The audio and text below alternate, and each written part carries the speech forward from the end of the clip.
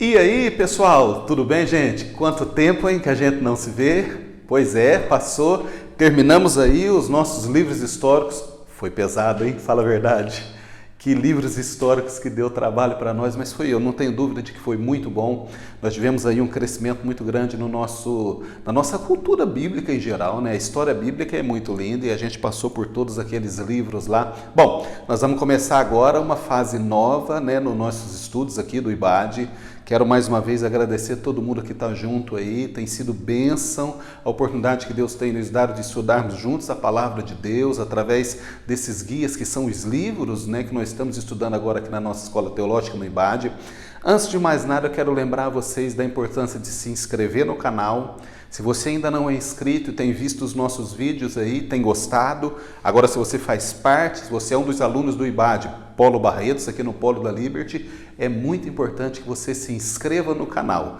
Faça a inscrição no canal, dê aquele joinha de praxe para que os nossos vídeos ganhem relevância, para que outras pessoas também possam estudar conosco aí em qualquer lugar do mundo, na verdade, né? Onde eles estiverem, que eles possam estudar conosco através dessas videoaulas, que essa é a nossa ideia, é esse o motivo de estarmos aqui. Nós temos orado a Deus para que cada vez mais pessoas tenham acesso ao estudo e à palavra do Senhor, através da internet, através dos vídeos e todas as formas que for possível. Bom, vamos lá, começando, olha isso. Vamos começar hoje uma nova etapa na nossa vida. É um novo degrau que a gente vai estar subindo aí nos nossos estudos do curso teológico do IBAD, começando agora com os livros poéticos.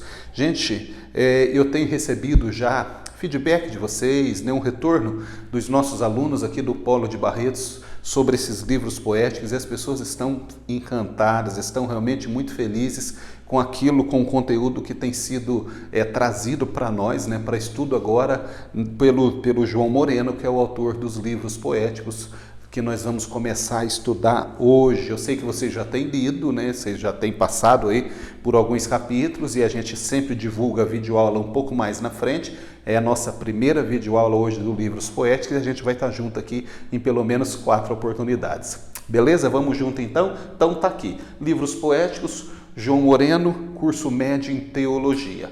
Falar um pouquinho dos livros poéticos como introdução, né? Os livros poéticos, na verdade, eles formam a terceira parte, né? Eles compõem a terceira divisão da nossa Bíblia, com características de poesia hebraica, por isso que eles são chamados de livros poéticos, né? E eles são divididos em 2 grupos distintos. Traz para nós o autor essa informação. Primeiro são os livros de sabedoria, né, que está aí, né, compilado. Eles fazem parte desse primeiro grupo de livros, chamados livros de sabedoria, ou livros de conhecimento. O livro de Jó, o livro de Provérbios e o livro de Eclesiastes. Esses 3 livros dos poéticos compõem aí os chamados livros de sabedoria. Depois nós vamos encontrar aqui os livros ínicos, né, ou os livros de cânticos, né, que é o próprio livro dos Salmos, e o livro de Cantares de Salomão, como o próprio nome do livro diz, né?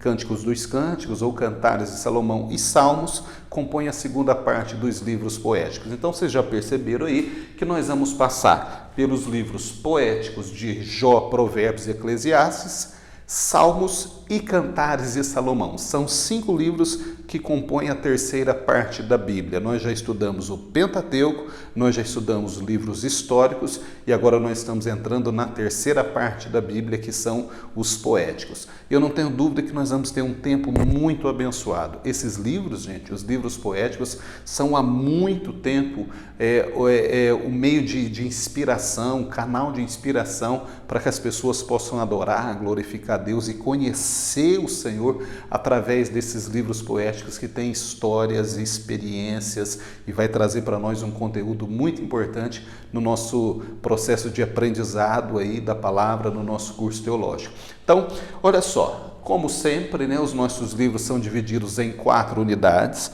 O autor sempre divide, os autores sempre dividem o material de estudo nosso em 4 unidades. A primeira unidade nós vamos estudar o livro de Jó, a segunda unidade nós vamos entrar no livro dos Salmos, a terceira unidade que está nesse livro aqui, nós vamos estudar Provérbios, e aí depois no final, na quarta e última unidade, o autor colocou os 2 livros, Eclesiastes e Cantares de Salomão. Então nós vamos caminhar, nós vamos começar agora uma jornada através dos livros poéticos, seguindo a ordem que o autor colocou.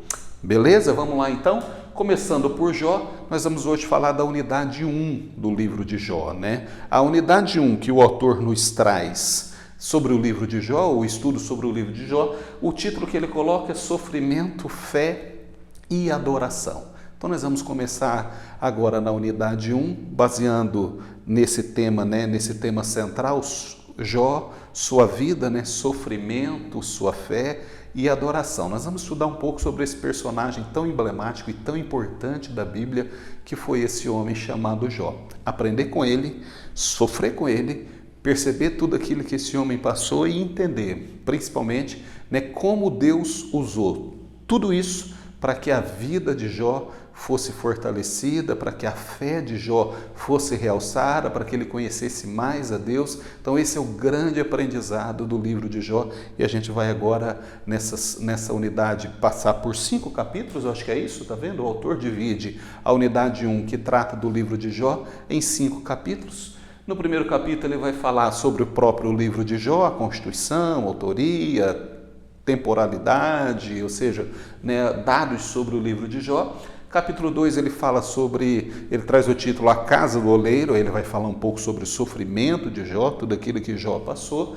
Capítulo 3 ele traz o título chamado de Guerra Espiritual, nós vamos entender, né, o funcionamento desses dois mundos, né, ou seja, daquilo que é tratado no mundo espiritual, a batalha que é tratada no mundo espiritual entre o bem e o mal, entre Deus e o diabo, tendo como foco ali a vida de Jó.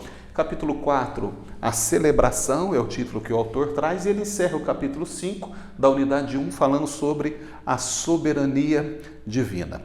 Vamos junto então? E aí, estão animados? Vamos caminhar? Começando pelo capítulo 1. Olha só, eu fiz aquele resumão que já é conhecido de vocês, que a gente faz basicamente em todas as outras videoaulas que nós tivemos aqui. A gente traz esse resumo do livro, né? Todas as vezes que nós iniciamos um livro novo, eu trago para vocês informações desse livro que serve já de base para aquilo que a gente vai estudar. Então, não vai ser diferente agora no livro de Jó. Começando com a autoria. A autoria do livro de Jó, gente, é desconhecida, né? Isso é consenso teológico. A gente não consegue afirmar e nem cravar quem é o autor do livro de Jó. Então, todo teólogo sério diz é desconhecido. Nós não conseguimos atribuir autoria ao livro de Jó. A ocasião e a data também é indefinida. Diferente dos outros livros que nós estudamos, principalmente os históricos, lembra quando a gente ia falar, por exemplo, do livro de Samuel, né, do livro de Reis, né, a gente conseguia atribuir a data que ele foi escrito, porque está inserido no contexto histórico.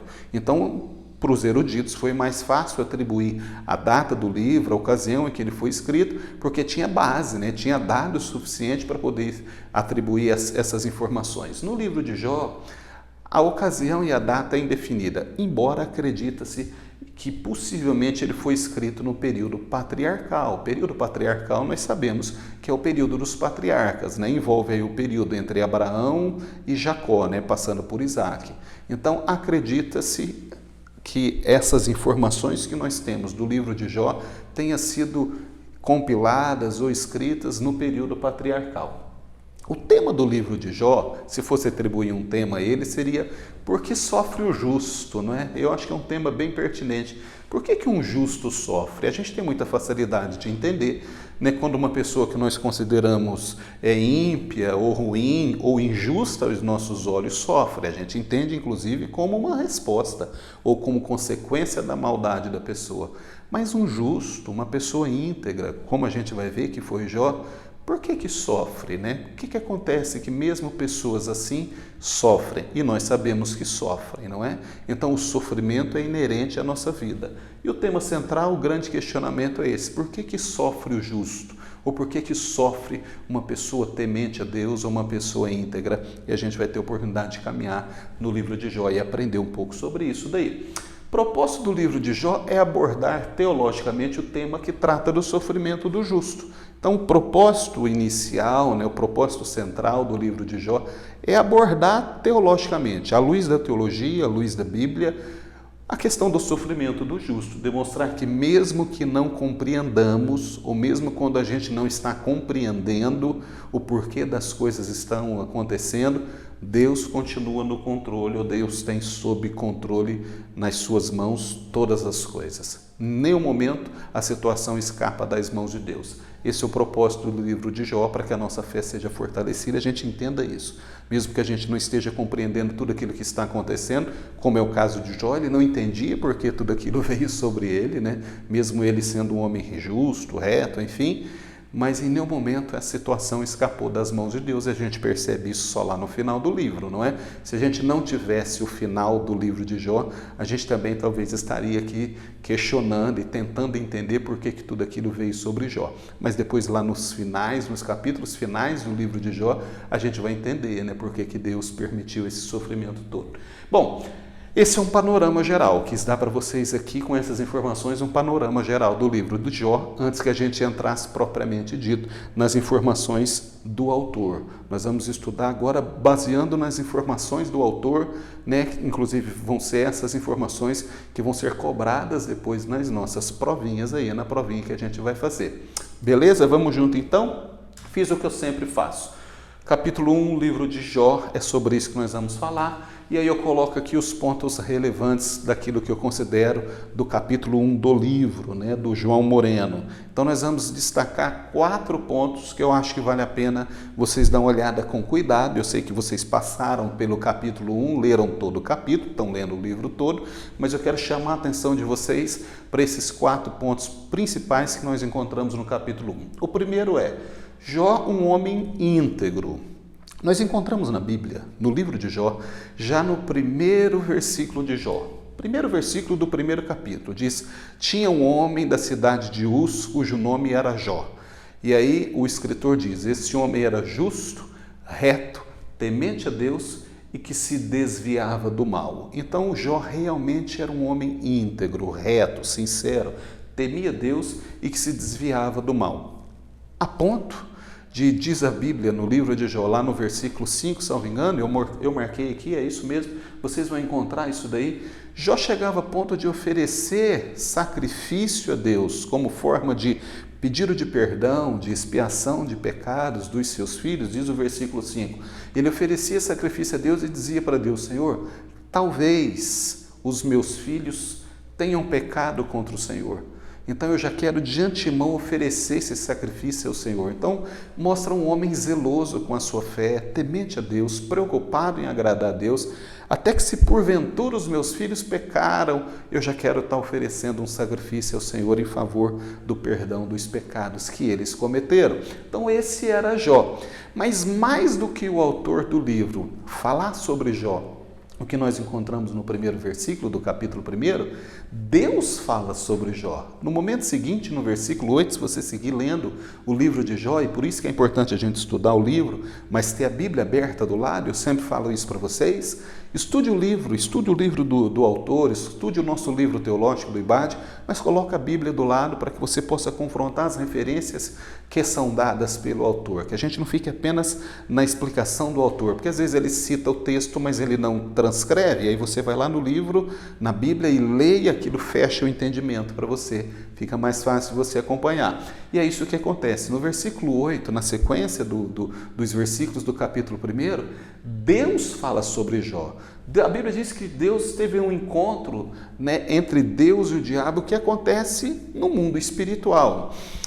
A gente não sabe onde esse encontro aconteceu. O texto diz, quando Deus se reunia, né, com os filhos do Senhor, com os filhos dele, que a gente acredita, né, há um entendimento aí teológico de que esses filhos que o versículo cita, trata-se dos anjos, né, da criação de Deus. Então Deus teria se reunido com esses anjos como se fosse uma assembleia, um conselho em algum lugar. Alguns autores não acreditam que seja o céu, porque a Bíblia diz que o diabo se apresentou nessa reunião, Satanás se apresentou nessa reunião que Deus fazia com os anjos, ele infiltrou, ele entrou nessa reunião. E talvez não seja no céu, porque ele foi expulso do céu, ele não teria como voltar no céu, mas também não foi na terra, porque essa reunião não aconteceu aqui, porque disse o diabo, né? O Senhor disse para ele: de onde vens? Ele disse: eu tenho vindo de passear e rodear pela terra, né? Eu tenho andado pela terra. Então essa reunião não aconteceu na terra, aconteceu em algum lugar, né, que nós não sabemos aonde aconteceu. Mas Deus se reuniu, o diabo se apresentou a ele, e aí Deus dá testemunho de Jó. Deus fala de Jó para o diabo, ele diz: tem visto o meu servo Jó? porque não há na terra um homem justo, reto e temente a Deus como Jó. Então Jó era um homem, aos olhos de Deus, também íntegro, justo, reto, temia Deus e se desviava do mal, ou seja, era um homem completamente voltado para Deus. Deus fala sobre Jó. E é por isso que na nossa cabeça começa um conflito que a gente precisa administrar e tentar encontrar uma saída de resposta para ele. E qual o conflito? O grande conflito teológico. Ora, se o próprio Deus diz que Jó era detentor de todas essas qualidades, né? Imagina Deus dizer, o próprio Deus dizer, esse homem é um homem justo, reto e me teme o meu nome, que não há na terra um homem como ele. Ele era o único na terra com essas características, aos olhos inclusive de Deus.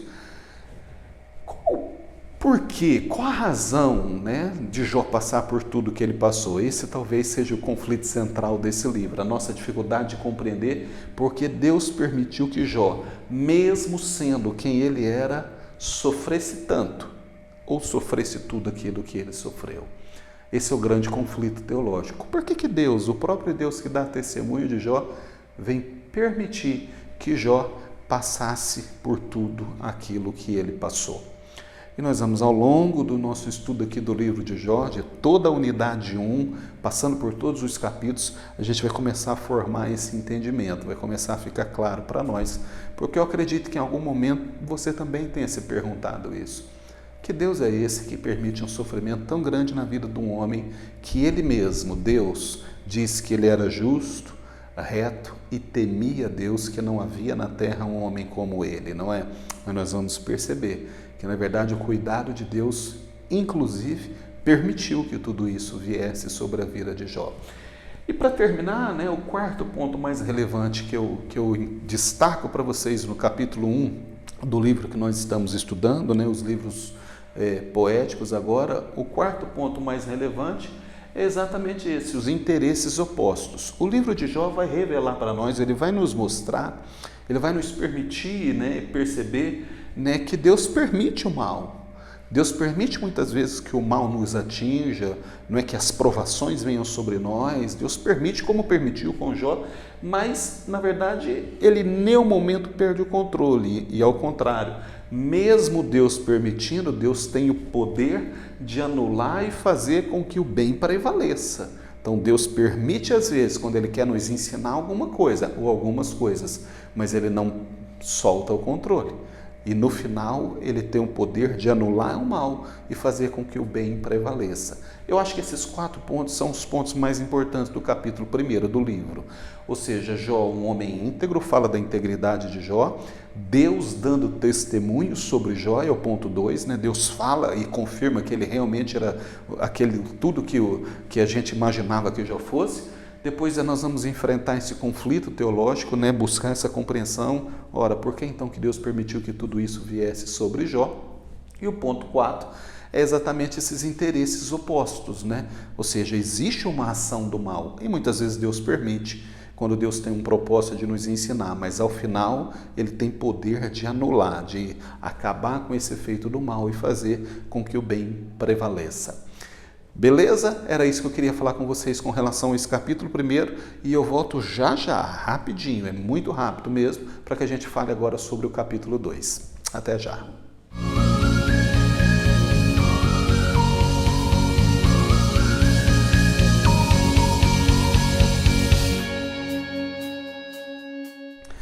E aí, gente, beleza? Voltando aqui, vamos seguindo? Vamos para o capítulo 2 agora. O capítulo 2 vai trazer para nós o título A Casa do Oleiro. O propósito do autor nesse capítulo 2 é relatar, é trazer para nós as informações de como aconteceu o sofrimento de Jó e dar um panorama para nós, traçar aí uma linha de entendimento de forma que a gente compreenda, né, a origem, como começou, como se deu, como se desenrolou o sofrimento de Jó.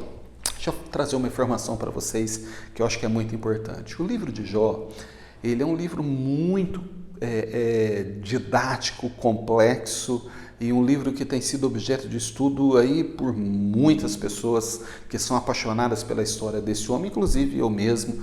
E é óbvio que a gente falar sobre o livro de Jó aqui em 1h30, mais ou menos, que é o tempo de duração da nossa aula aqui, a gente vai destacar os pontos principais. Então eu não tenho aqui a pretensão e nem a ilusão, óbvio, né, de que a gente vai esgotar e aprofundar o assunto do livro de Jó nessa aula que nós estamos fazendo aqui da unidade 1. Então nós vamos destacar os pontos principais aqui, é o que eu consigo fazer. Talvez se a gente marcasse aqui, ficasse 1 mês, 2 meses ou 3 meses só falando do livro de Jó, a gente não teria condições de esgotar tudo.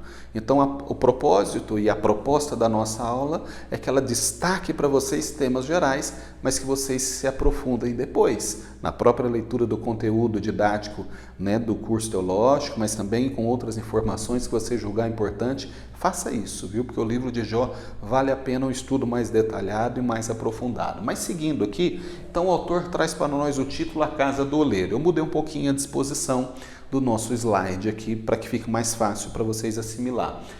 Ele vem trazer para nós um subtítulo dentro desse capítulo que ele diz a fidelidade e a prosperidade de Jó. Falando da prosperidade de Jó, a Bíblia diz, gente, que esse homem Jó, ele era o homem mais rico do Oriente. A Bíblia que traz essa informação no versículo 3 do capítulo 1 do livro de Jó.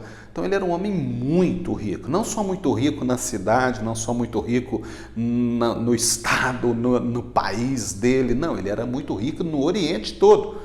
O que equivale a dizer, talvez, que ele fosse o homem mais rico da terra, né? Ele era o homem mais rico do Oriente e naquela época podemos afirmar, eu creio que não há nenhum erro nisso, de que ele seria o homem mais rico da terra. E a Bíblia dá uma relação mais ou menos para nós dos bens de Jó. A Bíblia diz que ele tinha 7.000 ovelhas, está no versículo 3 do capítulo 1. A Bíblia diz que ele tinha 3.000 camelos. 3.000 camelos, gente, naquela época era 3.000 jetas, talvez, mais ou menos, hein, Janinha? É como se ele tivesse 3.000 carros à disposição dele, que serviço de transporte, 3.000 caminhões, né? Jó era realmente um homem muito rico para a época. 500 juntas de bois. Se a gente imaginar que uma junta talvez tivesse 2 bois, né? Se fosse composta, né, por 2 bois, Jó tinha 1.000 bois, né, que servia, né, ele, 500 jumentas, até jumentas, ele tinha 500. É interessante essas informações que a Bíblia dá para nós, além de muitos servos e servas. A Bíblia diz que ele tinha muitos servidores, né, pessoas que serviam ele nas demandas, naquilo que ele fazia. Era um grande agricultor, um grande agropecuarista, era um homem que realmente gerava riqueza e produzia riqueza com aquilo que ele tinha. Deus realmente abençoou muito Jó. Esse era o ponto da prosperidade dele. Mas Jó tinha algumas qualidades diferentes que fez com que o próprio Deus, como nós dissemos lá no capítulo anterior, reconhecesse e dissesse: o meu servo Jó é um homem justo, reto e me teme, não há na terra homem como ele. Deus se agradava da vida de Jó, Deus tinha prazer na vida de Jó. E nós vemos algumas características de Jó. Jó era justo no agir, Jó era reto de conduta, Jó temia Deus. Ele era um pai intercessor. Lembra que eu falei para vocês que ele intercedia pelos filhos, dizendo que se porventura, talvez meus filhos pecaram, então eu já quero aqui estar intercedendo por eles. E Jó era um homem de integridade moral e social. Ele tratava bem os funcionários. Nós temos informações na Bíblia que ele era um homem justo como patrão, ele era um patrão correto, ele tinha então uma integridade moral, ele era moral no seu agir, mas também tinha uma integridade social. Ele sabia o que ele representava para aquela sociedade naquela época. São algumas informações desse homem chamado Jó. Bom, e agora a gente precisa entender essa questão do sofrimento dele, que é a proposta do autor para nós, o sofrimento de Jó. O autor destaca, ele traz para nós as informações no livro de que o sofrimento de Jó teve 2 etapas. 2 etapas distintas, diferentes do sofrimento de Jó. Aconteceram em 2 momentos. A primeira etapa, o primeiro momento, está no capítulo 1, versículo 12. A Bíblia diz que quando Satanás se apresenta a Deus e Deus fala sobre Jó, não é, o diabo diz para ele assim: mas também, né, com tudo que ele tem, um homem próspero como ele, não falta nada para ele tem tudo que ele sonha, que ele imagina, tudo aquilo que ele pensa, ele tem. Tira o que ele tem para o Senhor ver se ele não te nega, se ele não se rebela contra o Senhor. Tira então o que ele tem. E a Bíblia diz no versículo 12 do capítulo 1 que Deus disse para ele assim: então está autorizado, eu te dou permissão, toca em tudo quanto ele tem, ou seja, toca em todos os bens que ele tem. A Bíblia diz que ele sai da presença de Deus e vai agir. E aí a primeira etapa do sofrimento de Jó envolve o que ele tinha, os bens, a casa, os filhos, a propriedade, a posse. Então Jó, de uma tacada só, perde todos os animais, todas as ovelhas, os camelos, perde todos os recursos que ele tinha materiais, e aí os filhos estão se reunidos em festa, a casa cai, e ele vai perdendo filho por filho, ele vai perdendo todos os filhos e todas as filhas. A Bíblia diz que ele tinha 10 filhos e filhas, entre filhos e filhas, 7 homens e 3 mulheres. E aí vai chegando a notícia para ele, sobra apenas os mensageiros, vocês devem ter visto isso lá. Sobra apenas aquele que vai trazer a notícia e chega mais ou menos ao mesmo tempo. O autor, inclusive, destaca isso, né, que essa estratégia, né, do inimigo foi para desestabilizar Jó. Quando o mensageiro chega e diz: olha, nós estávamos no pasto, caiu um raio, matou todas as suas vacas e todos os seus bois. Ele nem acabou de sair, chega outro e diz: olha, e também chegou um furacão, um vento forte e matou todos os seus camelos. E aí esse nem tinha acabado de sair, chegou outro mensageiro e diz: olha, e caiu a casa e os seus filhos estavam reunidos. Ou seja, foi uma sequência de mais notícias. Aliás, mais notícias é pouco, né? Tragédia mesmo que se abateu sobre a vida de Jó, que ele não teve tempo nem de pensar. Ao mesmo tempo, basicamente essas informações chegaram e ele recebeu tudo isso daí. Essa foi a primeira etapa do sofrimento dele, mas conforme a Bíblia nos diz, não aconteceu o que o diabo tinha dito para Deus. Ele vai se levantar contra o Senhor, ele vai se posicionar contra. Não aconteceu. Ao contrário, a Bíblia diz que Deus reconheceu, Deus adorou a Deus, né? E disse: bendito seja o Senhor. E ele não se revoltou contra Deus, ele não se rebelou contra Deus. O diabo volta mais uma vez na presença de Deus e a mesma pergunta é feita. Ele diz: eu tenho vindo aí por andar a terra, passear por ela. Deus diz: está vendo o meu servo? Aí no segundo momento, o diabo diz para Deus: mas também com a saúde que ele tem, com a capacidade que ele tem, ele te adora mesmo, mas toca nele agora para ver se ele não te lega, se ele não se levanta contra o Senhor, se ele não vai, né, de alguma forma se rebelar contra o Senhor, blasfemar contra Deus, a expressão que ele usa. E aí Deus diz para ele: ok, então eu te dou autorização. Aí Deus diz: toca nele, porém poupa-lhe a vida. Ou seja, toca nele, só não toca na vida dele. Eu te dou autorização para tocar em tudo na vida dele. Já tinha tirado tudo, agora nós vamos tocar nele diretamente. A Bíblia diz que o diabo sai da presença de Deus e da planta dos pés, a expressão que a Bíblia usa, até o fio de cabelo da cabeça, ele foi tomado por chagas, por doença, por ferida e foi perdendo tudo. O sentimento, ele foi sendo tomado por depressão. Então o diabo feriu não apenas o corpo dele, feriu a mente de Jó, a ponto de deixar ele abatido, depressivo, com a emoção completamente debilitada, renegado pela sua esposa, uma pessoa que não tinha condições de seguir. Tem um texto na Bíblia, no capítulo 2, versículo 8 a 10 de Jó, eu até destaquei aqui, que a Bíblia diz que Jó está sentado sobre as cinzas, raspando as feridas com um caco de telha. Imagina a cena. Muito rápido tudo isso aconteceu. Ele sai de uma posição absolutamente favorável, próspera, que tinha tudo e sendo muito abençoado, e de repente perde todos os bens, perde os filhos, perde tudo, e aí perde saúde e perde tudo, e perde inclusive o respeito da mulher, porque nesse momento, diz a Bíblia, no versículo 9 do capítulo 2, ou 8, não lembro, que a mulher chega para ele e diz assim: você ainda insiste com esse seu Deus? Você ainda insiste em levar adiante esse relacionamento com ele? Por que você não abandona, não amaldiçoa Deus e morre? Não blasfema logo contra ele, não se levanta contra ele, não amaldiçoa esse Deus e morre de uma vez? Querendo dizer, você não serve para mais nada. Então, além dele perder tudo, e saúde, tudo, ele ainda experimentou o desprezo da mulher e dos amigos. Os amigos viravam a cara para Jó, não chegavam perto dele porque ele cheirava mal. Há um texto na Bíblia que diz que o hálito dele era insuportável. Coitado desse homem, tudo aquilo, né, que ele estava vivendo e passando. passando, a mulher ainda chega e diz, amaldiçoa esse Deus e morre. E aí nesse momento a Bíblia diz que ele fala, como uma louca falas tu. Por acaso a gente receberia o bem de Deus e não receberia o mal? E aí ele termina essa fala dele dizendo, no saí do ventre da minha mãe, no voltarei para lá e bendito seja o nome do Senhor. Então o diabo mais uma vez toca na vida de Jó e faz tudo o que ele podia fazer contra Jó, mas ele ainda se mantém. Mas aí chega um momento que nesse capítulo 2 do livro, o autor vai dizer para nós que se apresenta a Jó 3 amigos. Ele tinha 3 amigos próximos, 3 amigos muito chegados. A Bíblia diz que receberam a notícia, eles tiveram a informação de tudo aquilo que estava acontecendo com Jó, e eles disseram, não, a gente precisa ir lá, a gente precisa ver o que está acontecendo com ele.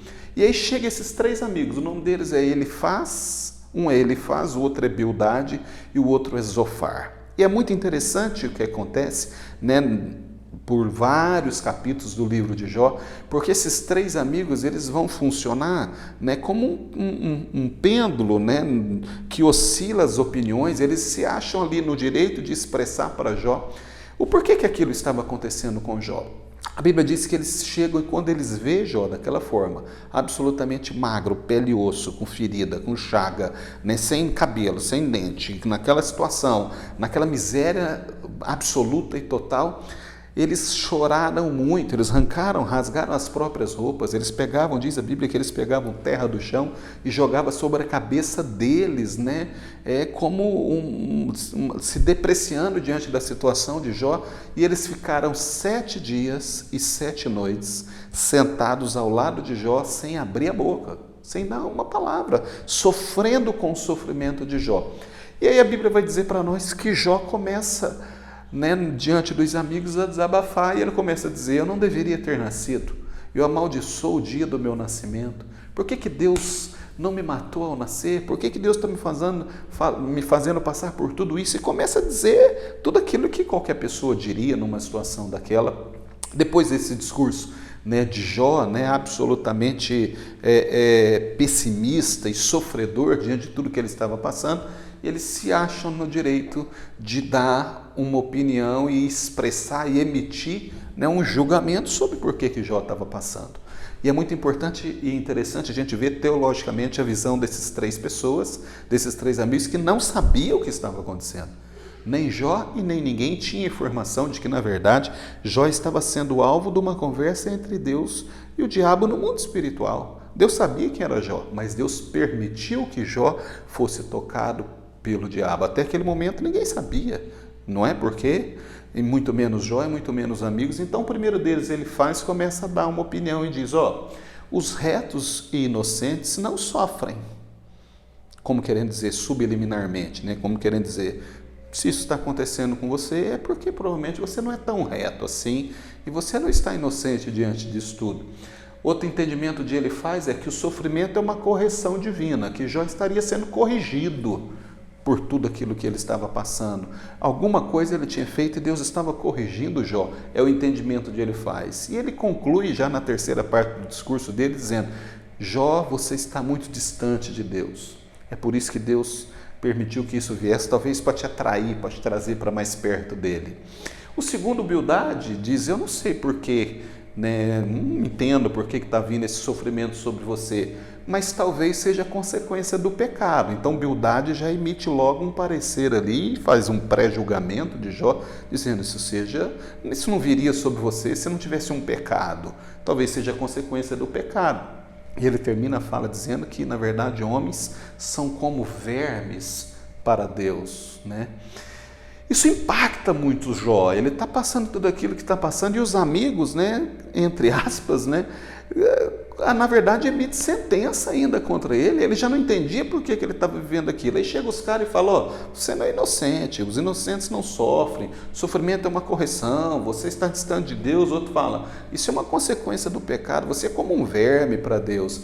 E o terceiro, que é Zofar, vai dizer, isso deve ser consequência, o seu sofrimento pode ser consequência de pecados ocultos, de coisas que você praticou e escondeu, e não confessou, e não pediu perdão para Deus, não ofereceu sacrifício expiando os pecados. Então, isso é consequência dos pecados ocultos. E ele diz ainda, o sofrimento é resultado para os homens ímpios e perversos, né? Se você está passando por isso, é porque você é ímpio e perverso e merece o que você está passando. E ele diz ainda que, além disso, sofrimentos é resultado, é consequência por falhas cometidas. Esses três amigos, esses três homens, Elifaz, Bildad e Zofar, na verdade demonstra para nós tudo aquilo que as pessoas pensam a meu respeito, ao seu respeito. Quando a gente passa por momentos de dificuldade, por momentos de provações e de dificuldade, a gente vê isso, as pessoas dizendo, isso está acontecendo, vai saber por que Deus não deixou que isso acontecesse, esse cara deve estar em pecado, ou não, essa mulher não, mas ela merece, porque ela também tem uma vida. Então a gente é muito pronto, a gente é muito rápido para poder emitir uma opinião e julgar as pessoas. O livro de Jó nos mostra que nenhum deles sabia o que estava falando. Jó não sabia, Jó falou e tudo que falou, mas ele era o alvo daquilo. Agora, esses três amigos não tinham ideia do que estava acontecendo e, mesmo assim, eles decidiram dar essa opinião de julgamento contra Jó. É isso que nós vamos encontrar, né, com relação ao sofrimento de Jó, na opinião dos três amigos. Mas o autor segue dizendo que a visão teológica do sofrimento de Jó, o sofrimento é decorrência do pecado original, diz o autor do livro para nós. Na verdade, é uma consequência. O pecado original é aquele lá do Gênesis, né? O pecado de Adão. É isso que a Bíblia diz em Gênesis 3:17, né? Quando Deus disse o suor do seu rosto, com dor no parto. Então, o pecado trouxe o sofrimento na vida do ser humano. E Paulo, escrevendo aos Romanos 6:23, ele diz, porque o salário do pecado é a morte. Então, teologicamente falando, o sofrimento é consequência do pecado, não o pecado pessoal, o pecado específico, mas o pecado que todos nós nascemos em pecado. E o autor diz que existe 5 tipos de sofrimento. O consecutivo, que é aquele consequência, né, dos nossos pecados, dos nossos próprios atos. O corretivo, quando Deus usa o sofrimento para corrigir. O punitivo tem a ver com a punição de Deus por pessoas que são pecadores contumazes, que não se arrependem, né? Deus fala sobre isso, inclusive, quando permitiu, nós estudamos, levando para o cativeiro Israel e Judá, eles pecavam, Deus falou, eu preciso punir de alguma forma. O instrutivo, que tem a proposta de ensinar, e o redentivo, né, que faz, falando do sacrifício de Jesus, o sacrifício de Jesus como sofrimento foi redentivo para nós, né? Ele nos redimiu e nos levou a Deus. Então esse é o panorama geral do sofrimento de Jó, que eu falei com vocês, do capítulo 2, muito resumidamente, mas focando os pontos principais. Eu volto já no capítulo 3. Abraço, até já!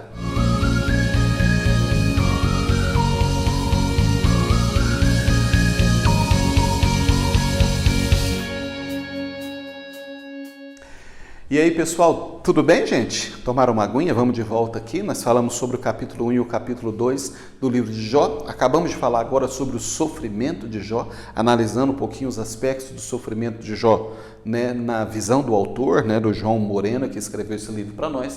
Nós vamos entrar no capítulo 3 agora e falar um pouquinho sobre guerra espiritual. Esse é o título que ele dá ao capítulo 3 e, mais uma vez, eu vou realçar aqui, a gente vai destacar aqueles pontos mais relevantes do capítulo 3, pinçar, para que a gente possa pensar um pouquinho sobre aquilo que o autor nos informa, aquilo que ele nos traz. Então, olha só. Os pontos relevantes do capítulo 3, né, que traz esse título de guerra espiritual, a primeira coisa é a realidade da batalha espiritual. Existe sim uma batalha espiritual sendo travada numa esfera e numa dimensão que nós não visualizamos, que nós não compreendemos. Isso é muito real, ou seja, ele vai dizer para nós que o livro de Jó traz essa realidade da guerra que existe, né, no mundo espiritual, com foco no ser humano. Então, existem forças do mal o tempo todo em constante conflito, atrito e guerra mesmo, né, para desviar o ser humano, que é a coroa da criação de Deus, que é o projeto, né, principal da criação de Deus, como ser de adoração, feito à imagem e semelhança de Deus, para desviar esse ser humano da direção do Senhor, dos propósitos do Senhor. Então a gente não pode iludir, achar que não existe nada disso. Existe sim. Existe uma batalha sendo travada agora mesmo, contra a minha vida e contra a sua vida. Né? O tempo todo, Deus nos guardando, protegendo, lutando contra as hostes. O Paulo vai escrever para nós, né, lá em Efésios, né, sobre as hostes espirituais da maldade. Então ela existe, ela transita nesse mundo, focando com que a nossa vida seja distanciada de Deus e que a gente perca esse contato e o relacionamento com Deus. Jó nos traz essa informação quando o diabo se apresenta a Deus contra a vida de Jó. E o alvo daquela batalha era exatamente a vida de Jó. A segunda informação que nós temos no capítulo 3 é o papel de Satanás na vida de Jó. Ele foi responsável pelo sofrimento de Jó.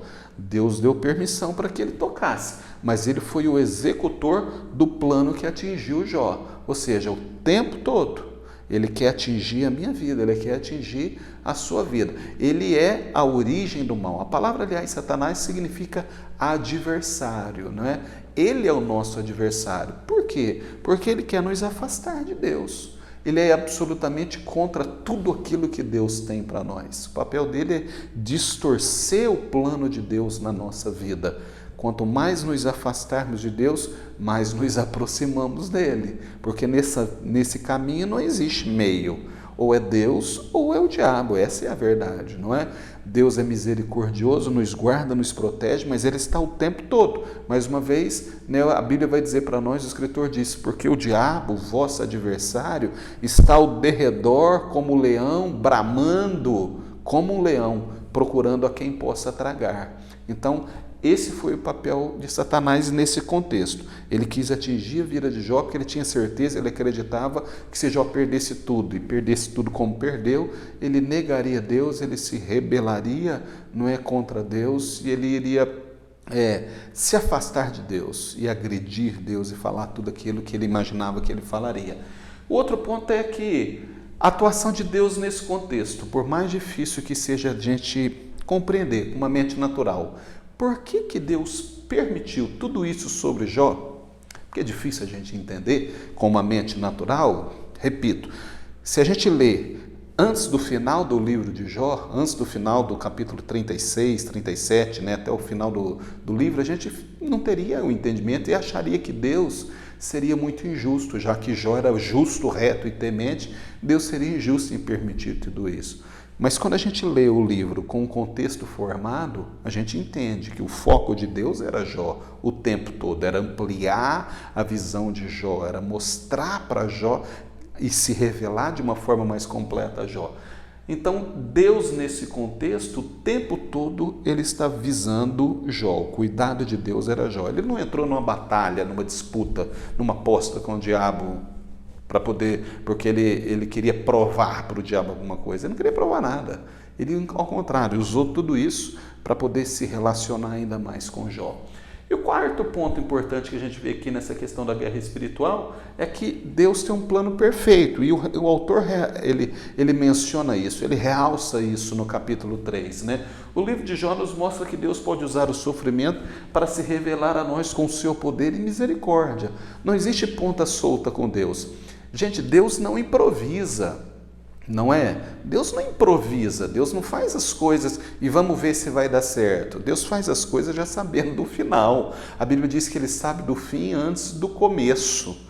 Então, em todo tempo, Deus já tinha o plano dele, o seu plano para Jó definido e passava por tudo aquilo que Jó passou. Esses 4 pontos aqui, eu acho que vale a pena a gente pensar no capítulo 3 de Jó. Batalha espiritual é uma realidade, a gente precisa saber disso, por isso que a gente precisa buscar Deus, né? E criar esse muro de proteção, né? Não deixar que o nosso muro tenha brecha, né? A gente faz isso através da oração, do louvor, da adoração e leitura da palavra, do nosso devocional, porque a batalha espiritual acontece e a gente precisa estar protegido. O papel de Satanás nesse contexto, Deus no contexto da vida de Jó e no contexto da nossa vida, né? E o plano perfeito de Deus, né? Que Deus sempre tem um propósito definido, Ele não improvisa e Ele não sai sabendo o que vai acontecer, Ele já sabe o que vai acontecer. Nós temos um tempinho e eu vou começar com vocês no capítulo 4 agora. eu acho que a gente consegue, nessa aula, também mencionar sobre o capítulo 4. O capítulo 4 fala sobre a celebração da palavra do louvor e da fé. Se a gente não conseguir, eu interrompo um pouquinho, e a hora que eu for retomar na próxima aula, a gente volta e conclui com o capítulo 5. Mas olha só, o capítulo 4 vai trazer para nós essa celebração, esse é o título que o autor dá, da palavra do louvor e da fé. Os 4 pontos principais que nós encontramos no capítulo 4, que eu quero aqui destacar com vocês e pedir para que vocês concentrem, né, a visão de vocês nesses pontos. O primeiro é esse, a teologia de Jó. A teologia de Jó se baseou em 3 pilares. O seu conhecimento de Deus, Jó tinha conhecimento, ele sabia quem era Deus. A sua fé, a fé que ele nutria para o Senhor e a sua capacidade de adoração. Todas as vezes que nós estudarmos o livro de Jó, né, e a gente falar, essa expressão é usada no meio teológico, né? Qual a teologia de Jó? A teologia de Jó são esses 3 pontos, são esses 3 pilares de sustentação. O conhecimento de Jó com relação a Deus, a fé que ele tinha em Deus e a capacidade de louvar e adorar mesmo em meio à dificuldade. E aí eu abro um pouquinho aqui para vocês, dando exemplo desses 3 pontos principais, ou desses pilares, né, que sustentou nessa trajetória de Jó. Se ele não tivesse isso, ele não teria rompido, ele não teria conseguido chegar no final como chegou, né, aí a vitória que ele teve. Jó conhecia Deus. O conhecimento de Jó sobre Deus era resultado da sua comunhão com o Senhor. Então nós não temos dúvidas que Jó tinha muita comunhão com Deus. E o fato dele ter essa comunhão permitiu com que ele conhecesse Deus. Ele vai dizer isso para nós em algum momento, quando ele diz, eu o invocava, ou seja, eu invocava Deus e ele me respondia. Então Jó tinha relacionamento com Deus. E nós sabemos que para a gente conhecer uma pessoa, a gente precisa ter o quê? Relacionamento. Ninguém conhece ninguém se não tiver relacionamento. Então Jó conhecia Deus porque Jó se relacionava com Deus. Jó e a sua fé em Deus, mesmo em meio a todo o sofrimento, Jó não deixou de confiar em Deus. Há um texto que ele diz, ainda que ele me mate, nele esperarei. E o que é a fé? O escritor aos Hebreus vai dizer para nós, fé é o firme fundamento das coisas que se esperam e a prova das coisas que não se veem. Então Jó diz, ainda que ele me mate, eu espero nele. Ou seja, Jó tinha uma fé real, Jó tinha uma fé viva, uma fé verdadeira, que no auge do seu sofrimento, quando as pessoas estavam dizendo, Jó morre, antecipa, né, o fim desse sofrimento, acaba com isso, ele disse, não, ainda que ele me mate, nele esperarei, a minha confiança está nele, né, a minha fé está depositada nele. E outro dado que me toca muito com relação a essa teologia de Jó, o autor vai dizer para nós, Jó o adorador, né? Aquele que louvava. Jó inaugura um novo tipo de adoração, gente, na Bíblia. Naquele momento não existia lei, não existia o louvor, né, da forma como a gente entende hoje, não existia adoração definida ainda, né? A lei não tinha sido revelada, se a gente entender que o Jó foi escrito na época dos patriarcas. Então Jó inaugura um novo tipo de adoração. Que tipo é esse? Adorar a Deus, louvar a Deus em meio às lutas, em meio às dificuldades. Ele foi o cara que inaugurou isso daí, porque antes o louvor, né, antes desse momento, era como celebração. Jó não. Jó encontra um espaço, um lugar para adorar e para louvar a Deus em meio a esse terremoto, esse vendaval que estava passando na vida dele, quando ele diz para a mulher, nu, e eu citei isso agora há pouco, nu saí do ventre da minha mãe. E eu volto para lá nu. Aí ele adora. Bendito seja o nome do Senhor.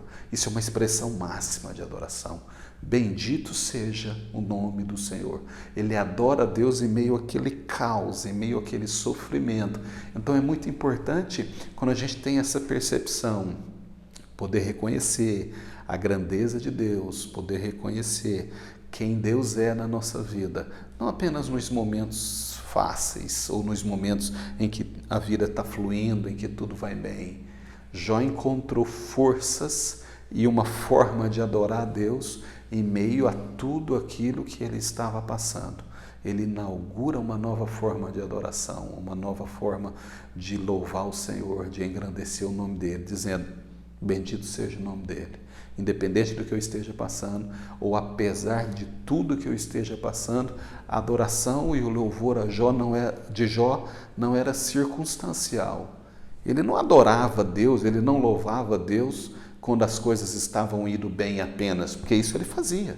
Ele prestava culto a Deus, ele se rendia, ele orava, ele oferecia ofertas ao Senhor, ele se antecipava aos pecados do filho e já oferecia sacrifício a Deus. Mas quando ele está passando por aquele momento mais difícil, que eu acho que é um sofrimento impensável para um ser humano, não é, gente? Eu não consigo imaginar.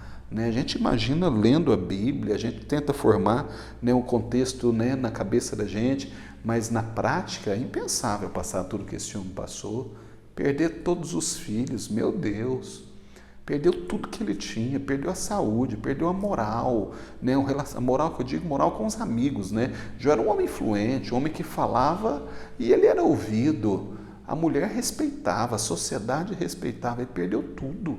E os amigos, quando vieram falar com ele, botaram o dedão nele e julgaram ele. Disseram, você não tem condições, você está em pecado. Você é uma farsa, Jó. Você não é aquilo que a gente imaginava que você fosse, porque Deus não ia permitir que isso acontecesse com você. Ou é duro, não é? E ele dizia, eu não sei por quê. Eu quero perguntar para ele, eu quero saber por quê, que tudo isso veio sobre mim. Eu não estou em pecado, eu tento levar uma vida reta com Deus, ter minha vida na forma melhor que eu posso diante de Deus. E ele fazia isso. Ele adorou a Deus mesmo em meio a todo esse sofrimento. Jó adorou a Deus. Então eu acho que esses 4 pontos aqui, eu creio que eu vou conseguir completar para vocês aqui nessa aula. A gente precisa destacar no capítulo 4 do livro que nós estamos estudando, da vida de Jó. A teologia de Jó, baseada nesses 3 pilares, o conhecimento que ele tinha de Deus, a fé que ele tinha depositado em Deus e a maneira que ele inaugura o louvor e a adoração ao Senhor. É muito importante que a gente pense um pouquinho sobre isso daqui. Quero voltar um pouquinho aqui no capítulo 3, destacando os 4 pontos principais também. A batalha espiritual é real, o papel de Satanás no contexto, Deus nesse contexto como um todo, o plano perfeito de Deus para Jó, e terminando agora com esses pontos principais do capítulo 4. Beleza, gente? Eu volto com vocês já, ok? E a hora que eu voltar, a gente vai estar concluindo, nós temos um tempo aqui ainda, nós vamos estar concluindo a unidade 5, ou melhor, o capítulo 5 da unidade 1, e com isso a gente vai fechar o nosso entendimento, ou pelo menos os pontos principais que eu acredito que a gente tenha passado com relação ao livro de Jó, esse livro lindo que serve de tanta inspiração para nós. Quando a gente achar que a gente está sofrendo muito, a gente precisa dar uma lidinha no livro de Jó, não? O que vocês acham? Quando a gente achar que o negócio está pegando muito para o nosso lado, dá uma caminhada, passa um pouquinho pelo livro de Jó, eu acho que vai servir de inspiração para nós, ok? Vou tomar uma aguinha aqui, que eu já estou com a garganta seca, com a boca seca, e eu volto daqui a pouquinho para a gente falar dessa unidade 5. Até já, abraço, até já.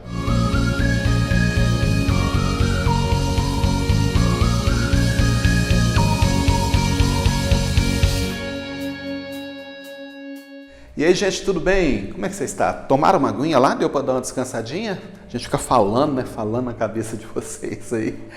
É bom dar uma descansadinha. A vantagem é que vocês têm que pausar, Pausa, tal, volta depois. Bom, vamos concluir, gente, esses livros. Agora, a primeira unidade dos livros poéticos aqui, que é o livro de Jó. Vamos concluir agora e a gente vai falar um pouquinho agora sobre o capítulo 5, que trata sobre a soberania divina. Com isso a gente conclui os nossos estudos aqui do livro de Jó. Eu espero que tenha servido de alguma forma para que vocês possam melhor entender e interpretar o capítulo, a unidade 1 que o autor escreveu para nós. Então vamos lá, a soberania divina. Olha só, mais uma vez eu vou destacar os pontos principais do capítulo 5 para vocês. Dentre tudo aquilo que o autor escreveu, eu estava olhando aqui, é bastante denso, tem muitas informações aqui, todos os capítulos de modo geral, mas o capítulo 5 principalmente, eu estou com ele aqui na mão, são muitas informações que nós temos sobre esse capítulo 5, que eu espero que vocês estejam lendo o livro, né? Vocês não ficam apenas com as aulas, não. A aula, na verdade, ela é um subsídio, é um complemento para vocês daquilo que vocês estão lendo nos livros. Eu tento destacar um pouquinho dos pontos principais para que a atenção de vocês seja voltada para aquilo que realmente eu acho que realça mais no estudo que nós estamos fazendo. Mas eu destaquei aqui 4 pontos básicos do capítulo 5 que eu quero dividir com vocês, compartilhar com vocês. A primeira coisa que a gente encontra aqui no capítulo 5, e aí nós já estamos entrando para o final do livro de Jó, é um encontro com Deus. Jó queria perguntar para Deus o porquê do sofrimento dele. Lembra que ele dizia, quando eu encontrar com o Senhor, quando eu tiver a oportunidade de perguntar para Ele, eu quero saber por que tudo isso está vindo sobre a minha vida. Então, Jó tinha um desejo muito grande de questionar Deus. Nada diferente de nós, não é não? Nós também temos o desejo, muitas vezes, de questionar Deus, perguntar a Deus por quê? Aliás, não só desejo, não, nós perguntamos mesmo. Senhor, por quê? Eu não entendo o que está acontecendo com a minha vida. Estou fazendo tudo certo, eu estou tentando fazer tudo certo. Por que tudo isso veio? Por que a doença? Por que a doença do meu filho? Por que a doença da minha esposa? Por que esse problema financeiro que eu não consigo resolver? Por quê? Por quê? Por quê? É o que a gente quer o tempo todo falar com Deus. Então, Jó viveu isso, ele estava sentindo na pele, aliás, na pele literalmente, né? Cheio de doença, de chaga na pele, opa, bati no microfone, cheio de doença, de chaga na pele, e ele falou, quando eu encontrar com Deus, eu quero perguntar para ele, né? Onde foi que eu errei, o que eu fiz de errado e tal. E o que eu acho interessante é que no meio desse auge todo aí, a Bíblia diz que o Senhor vem até Jó. Então, eu creio que quando Jó dizia, quando eu encontrar para ele, eu quero perguntar para ele, porque ele esperou, eu vou morrer, só me falta morrer mesmo, a hora que ele me tirar a vida, eu vou ter que encontrar com ele, não é? Eu vou chegar diante dele, mas não, a Bíblia diz que o Senhor vai até ele em meio àquela situação, ou seja, Deus se apresenta a Jó, como querendo dizer, você queria falar comigo, né? Eu estou aqui, mas a forma como Deus se apresenta a Jó é muito interessante, porque Jó está lá, né, num monturo, raspando as feridas, com caco de telha e tal.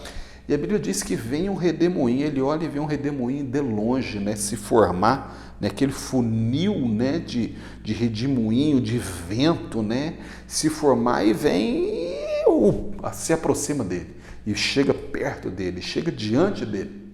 Então imagina, vento forte, redemoinho, furacão, seja lá o que for, é sinônimo do que, gente? De destruição, não é? Quando isso passa, vai destruindo tudo que encontra pela frente. Ou mais destruído que estava Jó é impossível, não é? Não, o homem já estava vivendo tudo que um ser humano não consegue viver, não é nem que consegue viver, não consegue viver. E Deus se apresenta a ele exatamente desse jeito, né? O termo que nós encontramos no original, eu não lembro se o autor colocou aqui, mas é seara ou sheará, redemoinho com raio dentro. Então era um vento com raios e trovoadas dentro. Deus chegando mesmo diante de Jó, né? E se apresenta a ele. E ele queria perguntar algumas coisas para Deus.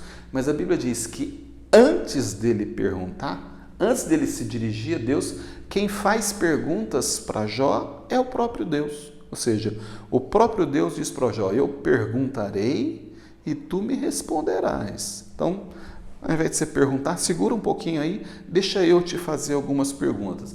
E o autor vai dizer para nós que as perguntas que Deus fez, o segundo autor, Deus fez 71 perguntas a Jó. Existem outros autores que acham que foram 70. Eu, de fato, não contei, mas eu acredito que o nosso autor está correto. São 71 perguntas que Deus faz a Jó. Mas essas perguntas que Deus faz a Jó, Deus não faz as perguntas especificamente sobre o que Jó estava passando. As perguntas que Deus faz a Jó trata da grandiosidade do Senhor. Fala da grandeza de Deus. Deus pergunta para Jó, né? Por exemplo, onde estava tu quando eu criei a terra? Ou Deus começa perguntando, quem é este, né, que com as suas palavras encobre os conselhos? Ou Quem é você? Né? Para poder dizer para mim, ou querer me aconselhar, ou querer falar algumas coisas para mim. E é interessante que Deus, na verdade, ele está se revelando para Jó quem ele é. E ele vai transcorrendo aquelas perguntas. Eu aconselho vocês a ler, eu sei que vocês devem ter lido, mas vai na Bíblia, leia, né, o capítulo 37, 38, 39 de Jó. Você vai ver como Deus falou com Jó, como Deus se revelou para ele. Né? Deus falou das estrelas, como criou as estrelas, que ele chama uma a uma pelo nome. Quando eu criei o mar e coloquei nele, né, uma tranca, né, para que ele não ultrapassasse da praia. E Deus começa a falar sobre a grandiosidade dele para Jó. E assim o Senhor vai falando. Chega no ponto, quando Deus termina, né, Jó diz: Senhor, eu não tenho o que falar, eu vou colocar a mão na minha boca, porque eu já não tenho mais o que perguntar para o Senhor. Eu não tenho mais o que falar diante da sua grandeza, diante da sua grandiosidade. Eu coloco a mão na minha boca e me calo. Eu vou me calar diante de tudo aquilo que o Senhor está fazendo. Então, Deus se apresenta a Jó pessoalmente. Ele vem falar com Jó e dizer para Jó da grandeza de tudo aquilo que ele era e representava. Ele não precisou responder detalhadamente por Jó por que você está passando tudo o que você está passando. Porque o próprio Jó chega nessa conclusão depois. Quando ele diz, né, antes eu conhecia Deus de ouvir falar. Porque nós falamos aqui que um dos pontos, dos pilares, né, da teologia de Jó era o conhecimento que ele tinha de Deus. Aí às vezes algumas pessoas pegam esse texto que eu acabei de citar, que Jó diz, porque antes eu conhecia Deus de ouvir falar, acha que Jó não conhecia Deus. Jó conhecia Deus sim, antes de tudo isso acontecer. O que acontece, né, na verdade, estamos falando de conhecimento, o que acontece é que quando tudo isso vem sobre Jó, ele diz, antes eu te conheci de ouvir falar, agora os meus olhos te veem, ou seja, Deus ampliou o conhecimento de Jó sobre quem era Deus. Deus se revelou para Jó de uma forma que não se revelou talvez para nenhum ser humano. Então Jó já tinha uma visão de Deus, ele já tinha um conhecimento de Deus. Depois de tudo que ele passou, ele diz, mas eu te conhecia de ouvir falar. Hoje os meus olhos te veem. Então Jó não teve nem condições e nem por que mais perguntar ao Senhor por que tudo aquilo veio sobre ele. Porque ele passou a ter uma visão e um conhecimento de Deus infinitamente maior do que ele tinha antes de tudo aquilo acontecer. E a gente vê como ponto de destaque de novo no capítulo 5, a restauração de Jó. Deus restaurou tudo em dobro na vida de Jó. Mas olha que interessante, a Bíblia diz que o conhecimento que Jó alcançou de Deus foi tão pleno, tão amplo, que fez com que ele, lembra daqueles amigos, dos 3 amigos, que vieram apontar o dedo para Jó? Chega um momento lá naquela conversa entre Jó e os amigos que Jó diz para eles, pare de falar, chega, eu não aguento ouvir vocês mais. Olha o que eu estou passando. Jó diz, pega leve comigo, tenha misericórdia, tenha pena de mim. Eu já estou vivendo tudo que eu estou vivendo. O que eu menos preciso agora é de que vocês venham me acusar. Então Jó guardava uma mágoa no coração dele, daqueles amigos, depois da maneira como eles apontaram o dedo para Jó. Depois que ele tem esse encontro com Deus, diz a Bíblia, que Deus restaura Jó tudo em dobro, mas restaura quando? Exatamente no momento em que ele orava pelos seus amigos, por aqueles amigos. Ou seja, Jó consegue liberar, né? Jó consegue liberar o perdão para aqueles amigos. A Bíblia diz que Jó ainda estava intercedendo por eles a Deus e dizendo, Deus, abençoa Elifaz, abençoa o Zofar, abençoa Eliú, abençoa esses amigos, Senhor, que vieram contra mim. Jó estava liberando um coração ainda para perdoar. Diante da grandeza de Deus, tamanha foi o entendimento que ele alcançou de Deus que ele percebeu que ele não podia manter aquela mágoa com os amigos. E no momento em que ele estava orando e liberando o perdão, a Bíblia diz, nesse momento, Deus restaurou a vida de Jó. O texto diz, e virou o Senhor o cativeiro de Jó. E mudou Deus a vida de Jó. A importância que Deus deu a isso, ao entendimento de Jó, mas sobretudo por ele liberar o perdão por aqueles que o ofenderam no momento mais difícil da vida dele. Talvez ele estivesse esperando que eles fossem lá abraçá-lo, e eles até fizeram isso. Nos primeiros 7 dias, né, a Bíblia diz que eles sentaram e choraram com Jó, mas depois eles se levantaram e se acharam na condição de dar uma julgada, né, de dar uma sentença sobre a vida de Jó. Isso trouxe mágoa, sofrimento, e Jó consegue depois livrar o coração, limpar, liberar o coração dessas coisas. E aí, nesse momento, Deus abençoa, e a Bíblia diz que Deus deu tudo em dobro. Mais do que isso, a Bíblia diz, depois disso, viveu Jó mais 140 anos. Deus prolongou a vida de Jó. E a segunda fase, os melhores anos de Jó, esses 140 anos, diz a Bíblia que Deus o abençoou muito mais do que o tinha abençoado nos primeiros anos, antes de tudo isso acontecer. Claro, a gente pode pensar, mas e os filhos e tal? Deus continuou, a Bíblia diz que Deus deu mais filhos e filhas a Jó. A gente sabe que filho não substitui outro, não é? Nós estamos falando aqui da nossa cultura, do nosso contexto agora, mas naquele tempo, no período patriarcal, a bênção foi tão grande, veio sobre a vida de Jó. Quando a Bíblia diz que Deus o abençoou em dobro, ou seja, Deus lhe deu muito mais, né, em dobro, não apenas material, né, como condição, respeito, tudo aquilo que ele já tinha, mas mais do que isso, a visão que Jó tinha de Deus foi uma visão absolutamente maior, e o relacionamento foi absolutamente maior. Então viveu mais 140 anos. Guarda essa informação. Jó viveu mais 140 anos de uma vida absolutamente plena e realizada com Deus. E para encerrar, eu queria dizer para vocês, como um dos pontos principais dentro do capítulo 5, é o que o livro de Jó nos ensina. O que nos ensina o livro de Jó? Que mesmo que não compreendemos, ou quando não compreendemos o que Deus está fazendo, ou o agir de Deus, nós precisamos ter a convicção e a certeza de que Deus está no comando, mesmo que a gente não compreenda, mesmo que a gente não entenda. O louvor a Deus e o perdão liberado são a chave para a restauração de Deus na nossa vida. Então, mesmo que você não compreenda, mesmo que eu não compreenda, se você está vivendo em meio a um turbilhão de sofrimento, de desassossego, ondas revoltas contra a sua vida, a gente não entende por quê, mas entenda que Deus está no comando. É isso que nos mostra o livro de Jó. Ele está no controle, e o alvo dele somos nós, o tempo todo. O que a gente precisa fazer, mesmo em meio a essa situação, encontrar forças como encontrou Jó, para adorar a Deus com sinceridade, para dizer, Senhor, eu não entendo, eu não sei porquê, mas mesmo assim eu reconheço que o Senhor é o Senhor da minha vida. É louvar a Deus, é exaltar o Senhor, é manter o vínculo firme com Deus, mas também buscar lá nos nossos quartos escuros, né, porque nós temos dentro de nós, naquelas salas que a gente pouco visita, buscar se há alguma mágoa, né, algum caminho mal, alguma coisa, né, que a gente precisa pedir perdão a Deus, mas sobretudo que a gente precise liberar perdão também sobre as pessoas, né? O escritor no Novo Testamento vai dizer para nós que não haja nenhuma raiz de amargura no seu coração, porque essas coisas impedem muitas vezes a ação de Deus.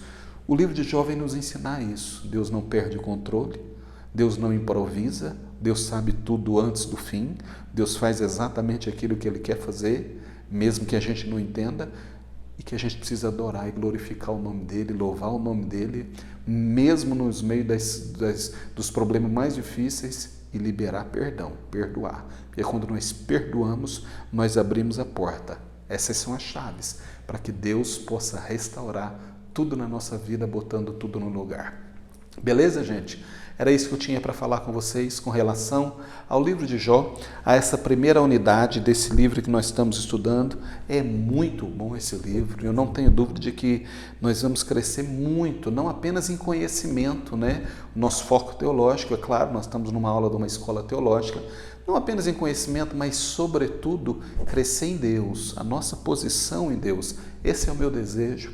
Essa é a minha oração, esse é o propósito, né, de nós estarmos juntos nessa caminhada, estudando Deus de uma forma mais profunda. Eu não tenho dúvida que o estudo desses livros, nós passamos agora por Jó, e vocês já viram como é importante o livro de Jó para a nossa formação espiritual, para o nosso caráter espiritual, para o nosso relacionamento com Deus. E nós vamos entrar na próxima unidade nós vamos estudar sobre o livro dos Salmos. Eu já posso antecipar para vocês que vai ser um estudo maravilhoso, poderoso, muito, mas muito importante para a nossa vida, para o nosso relacionamento com Deus, para a nossa caminhada, para a nossa jornada com Deus. Nós vamos aprender muito sobre o livro dos Salmos, a importância da adoração, a importância do louvor, a importância dos instrumentos. Salmos vai nos trazer essas informações. Então, encerramos aqui o primeiro livro dos livros poéticos, que é o livro de Jó, dentro daquela divisão, um livro de sabedoria, não é? Um livro que traz sabedoria, conhecimento para nós. Depois nós vamos enfrentar, nós vamos caminhar daqui a pouquinho no livro dos Salmos. Ok? Bom estudo para vocês. Deus abençoe você, Deus abençoe a sua família. Não esqueça, leia o livro, acompanhe na Bíblia, faça o seu estudo com oração, faça como devocional, não apenas de forma mecânica, não apenas querendo adquirir conhecimento teológico, mas, sobretudo, como uma oportunidade de se aproximar mais de Deus. Essa é a minha oração e oro para que Deus te abençoe, para que a gente volte a se encontrar daqui a pouco, tá bom? Até o nosso próximo encontro, daqui a pouco nós estamos juntos de novo. Abraço, Deus abençoe vocês.